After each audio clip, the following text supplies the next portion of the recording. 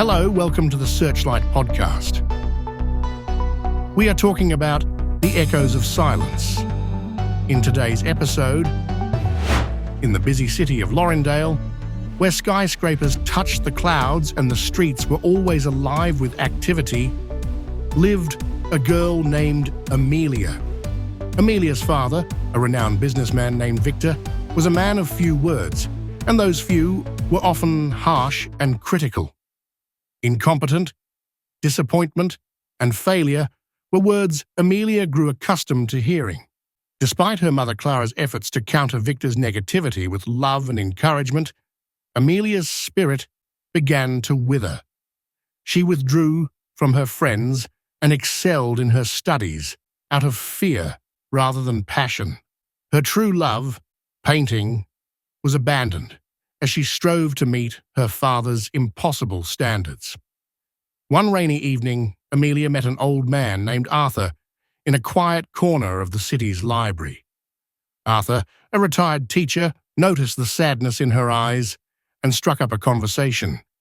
He shared stories of past students who had overcome great odds, subtly encouraging Amelia to find her voice and pursue her passion.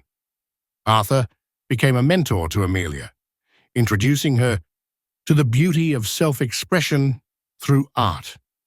He encouraged her to pick up her brushes again and paint the emotions she kept bottled up inside. Under Arthur's guidance, Amelia rediscovered the joy of painting, using her art as an outlet for the pain inflicted by her father's words. Amelia began to share her paintings with a small circle of friends who were captivated by her talent. Encouraged by their praise, she held a modest exhibition at a local cafe. The response was overwhelmingly positive, and for the first time, Amelia felt a flicker of hope. Victor, however, remained unmoved. He dismissed her art as a frivolous hobby and continued to belittle her efforts. The few kind words he received from others about Amelia's work only seemed to harden his stance, deepening Amelia's despair. Determined to prove herself, Amelia poured her heart and soul into her next exhibition, hoping to earn her father's approval. The event was a success, drawing attention from art critics and the local media. People saw her as a rising star, but Victor's harsh words still echoed in her mind.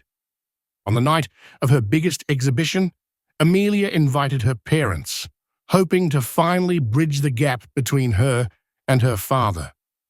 As she unveiled her most personal piece, a painting depicting her emotional journey, the audience was moved to tears. Her mother Clara looked on with pride and love. Victor, however, remained silent and stoic. After the event, he approached Amelia with a cold expression. "Art won't pay the bills," he said, and walked away without another word. The crushing weight of his dismissal was too much for Amelia to bear.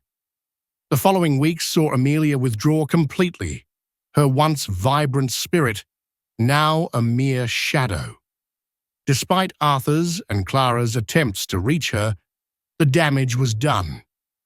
Victor's words had finally broken her. Amelia's light faded, and one tragic day, she took her own life, unable to escape the torment of her father's words. Lorindale mourned the loss of a promising artist whose potential was snuffed out too soon. Clara was heartbroken, and Victor, faced with the irreversible consequences of his cruelty, fell into a deep depression. Arthur, grief-stricken, vowed to honor Amelia's memory by teaching others about the profound impact of words. He organized exhibitions of Amelia's work, spreading her story far and wide. People from all walks of life were moved by her art and her tragic end, reminding them of the power of their words. In the end, Amelia's story became a somber legend in Lorindale, a testament to the truth that words can give life or bring death. The echoes of her silence served as a poignant reminder of the devastating effects of unkindness and the enduring need for compassion and understanding. The story highlights the devastating impact of harsh words and the importance of kindness and understanding. It reminds us that words can deeply wound and even destroy lives, emphasizing the need to speak with compassion and care. As we wrap up this episode, always remember, words hold the power of life and death. So we must be ready to face the outcomes of what we say.